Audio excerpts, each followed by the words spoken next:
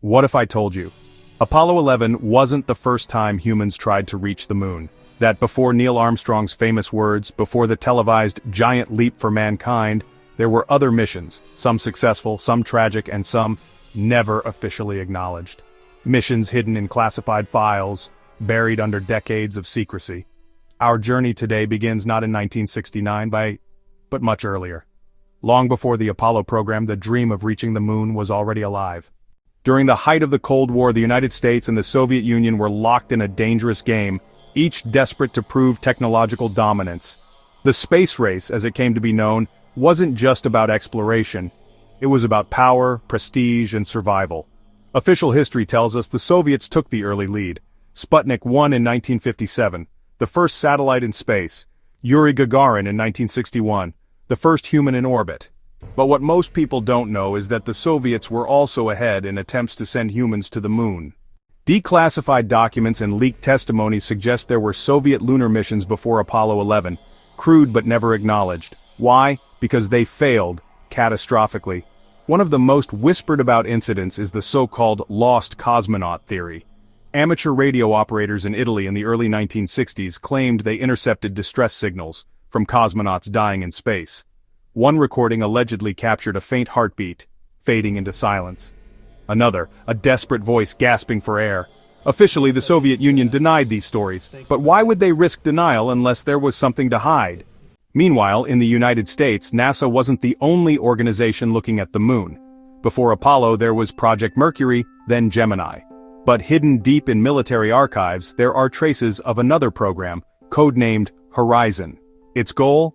Establish a permanent military base on the moon by 1966. This wasn't science fiction. Plans were drawn, budgets proposed, even models built. So why did it vanish from history books?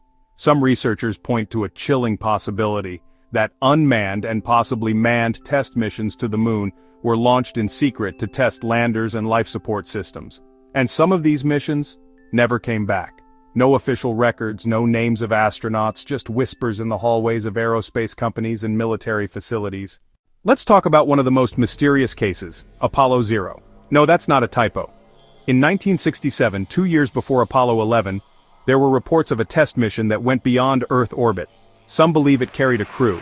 NASA, of course, calls it nonsense. But a few engineers who worked in the program hinted, off the record, that we got closer to the moon than the public ever knew before the official landing. Even stranger are the international reports. In Japan, amateur astronomers claimed they saw an object in lunar orbit weeks before Apollo 11, too large to be a probe, and moving in a way inconsistent with known spacecraft. The object disappeared without explanation. And then there are the rumors of missions from outside the US-Soviet rivalry. Could other nations or even private groups have attempted secret moonshots? China, for example, had a rocket program in the 1960s far more advanced than officially stated. Could they have reached the moon in some capacity decades before their public missions? Some theories go even deeper, suggesting there were missions not just hidden for political reasons, but for what they found. What if one of these early forgotten landings discovered something on the moon that changed the course of the space race?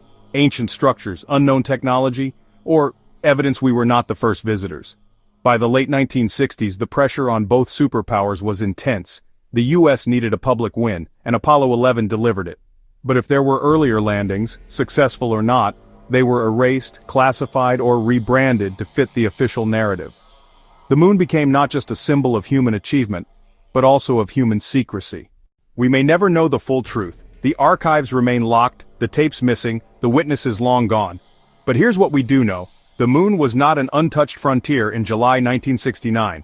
Someone had already been there. So next time you look up at the moon, remember, you're not just seeing the stage for one of humanity's greatest triumphs. You might be looking at the silent witness to a history that's been kept from us.